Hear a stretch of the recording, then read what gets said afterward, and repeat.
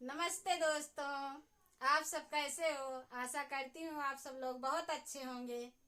लेकिन मुझे तो बहुत ठंड लग रही है और देखो साल ओढ़ रखी हूँ और सब कोई साल ओढ़ लेना, स्वेटर पहन लेना, नहीं तो ठंड लग जाएगी। बहुत ठंड हो रही है।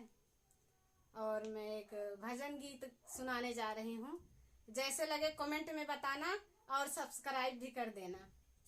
सीताराम का जगावई हो भोरहरी रतिया, सीताराम का जगावई हो भोरहरी रतिया।